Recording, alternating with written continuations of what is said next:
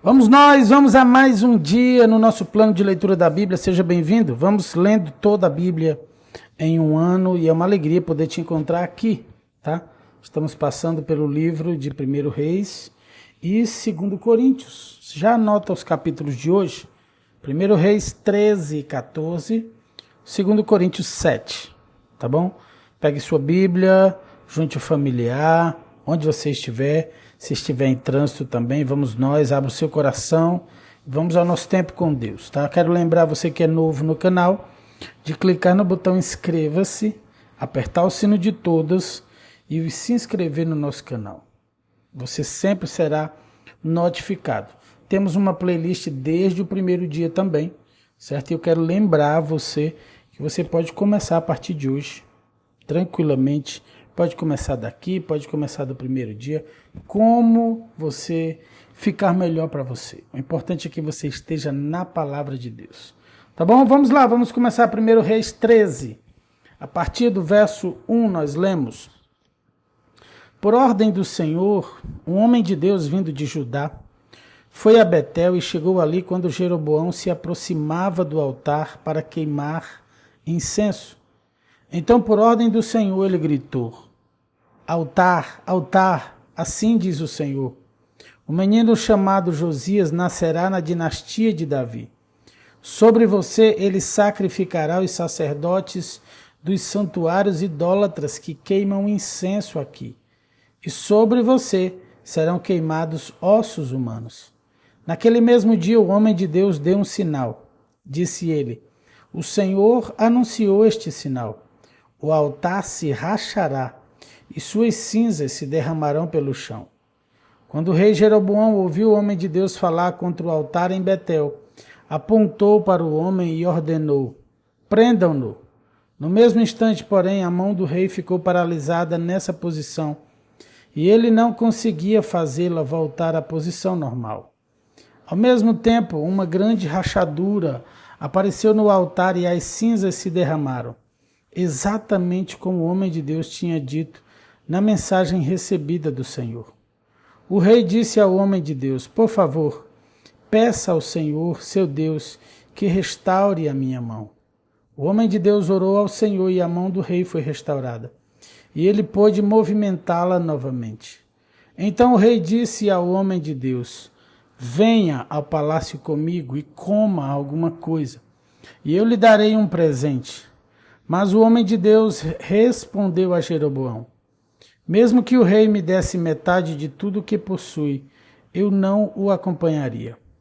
Não comeria nem beberia coisa alguma neste lugar, pois o Senhor me ordenou: não coma nem beba coisa alguma enquanto estiver lá, e não volte pelo mesmo caminho por onde foi.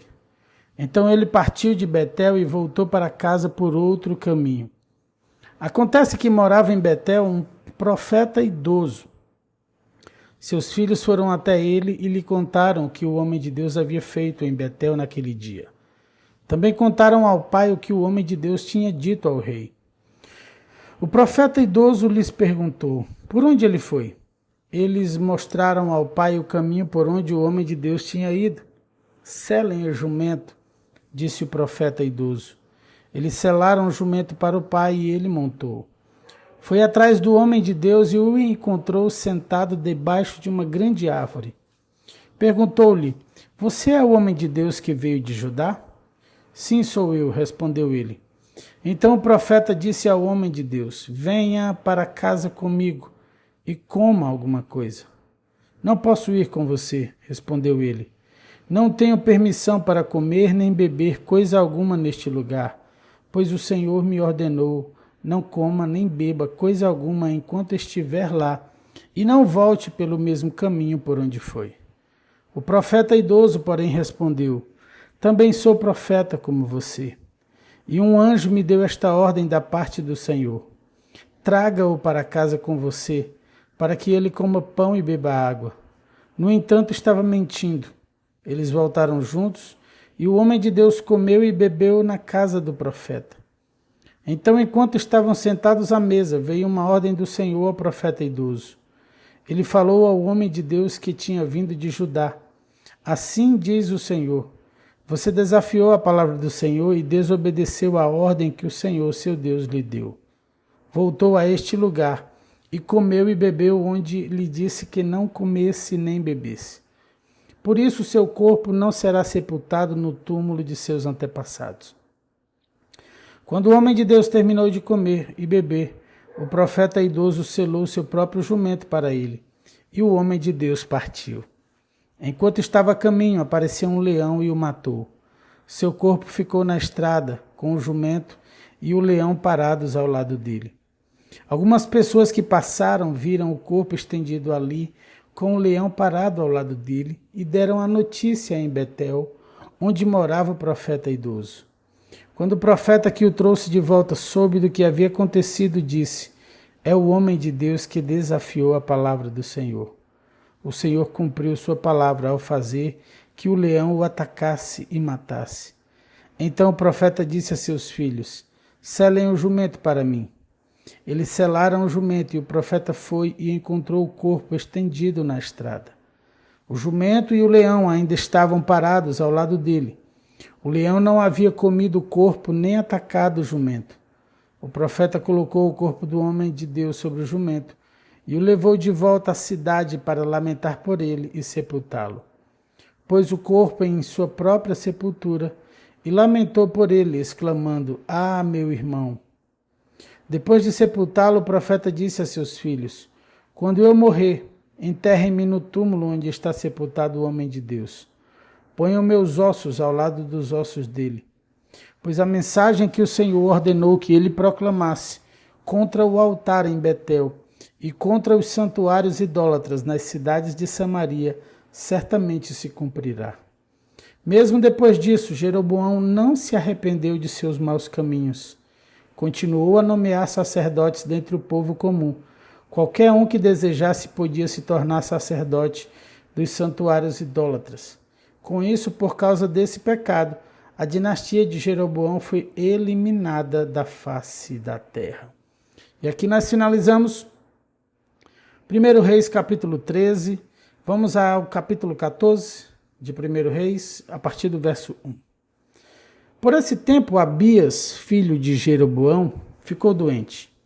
Jeroboão disse à sua esposa: ponha um disfarce para que ninguém reconheça que você é minha esposa, e vá a Siló falar com o profeta Aías, o homem que me disse que eu seria rei sobre este povo. Leve para ele um presente de 10 pães, alguns bolos e uma vasilha de mel. Ele lhe dirá o que acontecerá com o menino. A esposa de Jeroboão foi à casa de Aías em Siló. Ele já estava velho e não podia mais enxergar. O Senhor, porém, tinha dito a Aías: a esposa de Jeroboão virá aqui, fingindo que é outra pessoa. Perguntará a respeito do filho dela, pois ele está doente. Transmita-lhe a resposta que eu darei a você. Quando Aías ouviu os passos dela junto à porta, disse: entre, esposa de Jeroboão. Por que finge ser outra pessoa? Tenho más notícias para você. Leve a seu marido Jeroboão esta mensagem. Assim diz o Senhor, o Deus de Israel: eu o exaltei dentre o povo e o fiz líder de Israel, meu povo. Arranquei o reino da família de Davi e o entreguei a você. Mas você não tem sido como o meu servo Davi, que obedeceu a meus mandamentos e me seguiu de todo o coração, e sempre fez o que me agrada. Você pecou mais que todos os que vieram antes. Fez para si outros deuses e me enfureceu com seus bezerros de ouro.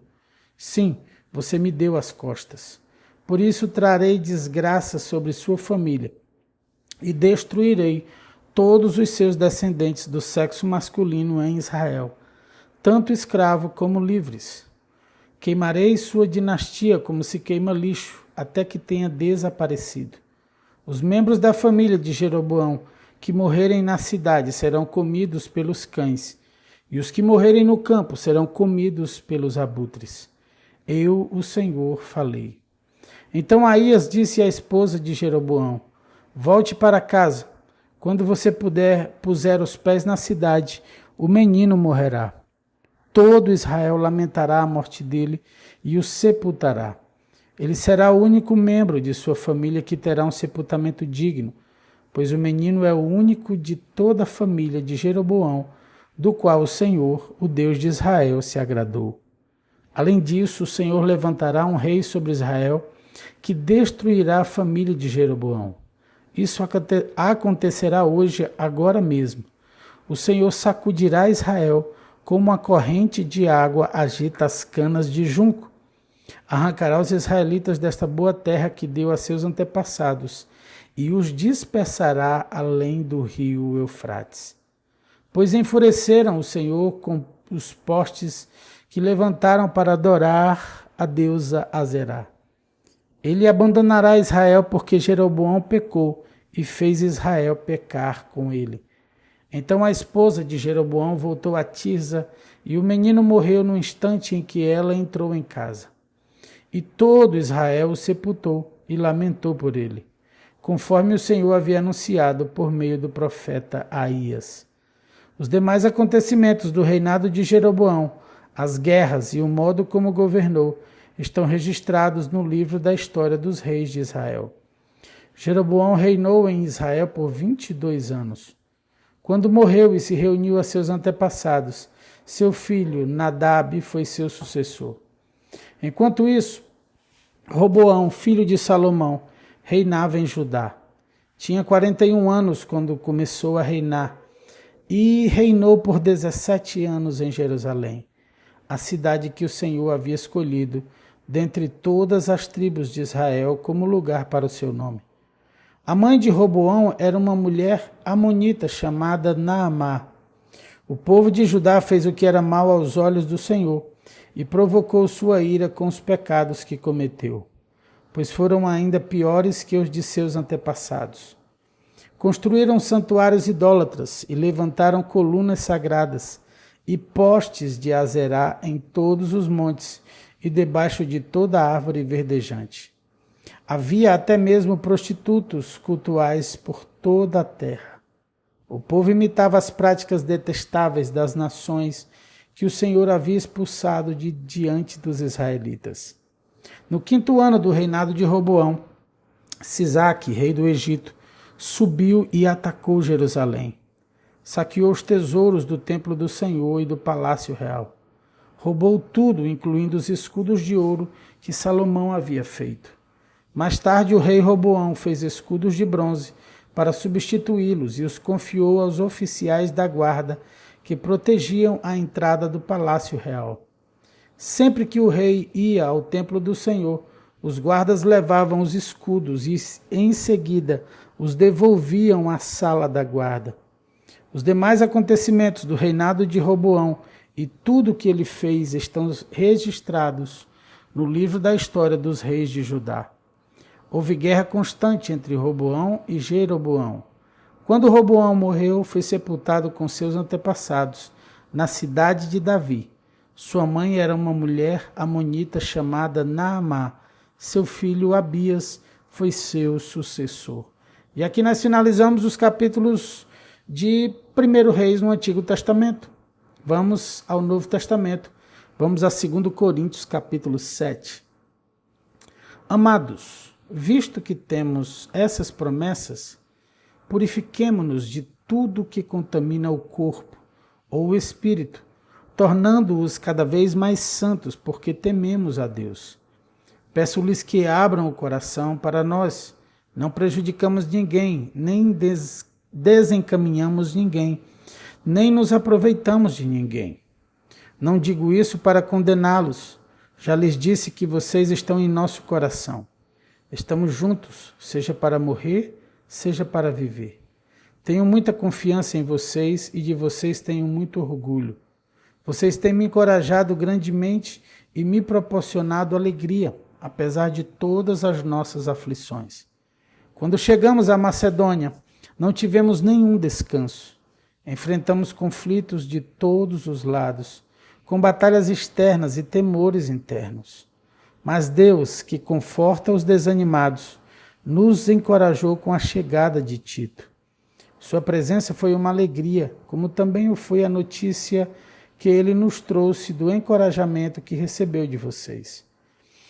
Quando ele nos contou quanto desejavam me ver, quanto lamentam o que aconteceu e quão dedicados são a mim, fiquei muito feliz. Não me arrependo de ter enviado aquela carta severa, embora a princípio tenha lamentado a dor que ela lhes causou, ainda que por algum tempo. Agora, porém, alegro-me por tê-la enviado, não pela tristeza que causou, mas porque a dor os levou ao arrependimento. Foi o tipo de tristeza que Deus espera de seu povo. Portanto, não lhes causamos mal algum, porque a tristeza, que é da vontade de Deus, conduz ao arrependimento e resulta em salvação. Não é uma tristeza que causa remorso, mas a tristeza do mundo resulta em morte. Vejam o que a tristeza que vem de Deus produziu em vocês. Trouxe dedicação, defesa de suas ações, indignação, temor, desejo de me ver, zelo e prontidão em punir a injustiça. Vocês mostraram que fizeram todo o necessário para corrigir a situação. Portanto, não lhes escrevi para falar de quem havia errado e de quem havia sido prejudicado, mas para que diante de Deus pudessem ver por si mesmos como são dedicados a nós. Fomos grandemente encorajados por isso. Além de nos sentirmos encorajados, ficamos particularmente contentes de te ver, Tito, alegre porque todos vocês o receberam bem e o tranquilizaram. Eu tinha dito a ele quanto me orgulhava de vocês, e vocês não me decepcionaram. Sempre lhes disse a verdade, e ficou provado que eu tinha razão ao elogiá-los. Ele os estima ainda mais quando se lembra de como todos vocês lhe obedeceram e o receberam bem, com temor e profundo respeito. Fico muito feliz por poder ter plena confiança em vocês. E aqui nós finalizamos o capítulo do Novo Testamento e os capítulos de hoje do plano de leitura da Bíblia. Antes de terminarmos, quero orar por você e quero lembrar também de você deixar o seu like agora. Faz isso, você abençoa muitas vidas, compartilha nos seus grupos e contatos. E se você não é inscrito no canal, se inscreve também. Aperta aí o sino de todas para você receber as notificações. Vamos orar? Pai, como é bom amanhecer mais um dia em Tua presença. Sempre agradecemos, porque, Senhor, Tuas misericórdias se renovam, Tua graça, Teu favor sobre nós, Teu perdão. Nós podemos, Senhor, ser conduzidos por Tua palavra logo cedo, alimentarmos o nosso espírito, Senhor, nossa alma, com a Tua palavra, que é pura, verdadeira, que é uma espada cortante. Senhor, vem produzir os frutos em nós. Vem produzir frutos, Senhor, dignos de arrependimento, meu Pai. Vem frutificar em nós pelo Teu Espírito, Senhor. Vem, Senhor, e nos perdoa. Nos perdoa, Senhor. Nos ajuda, Senhor.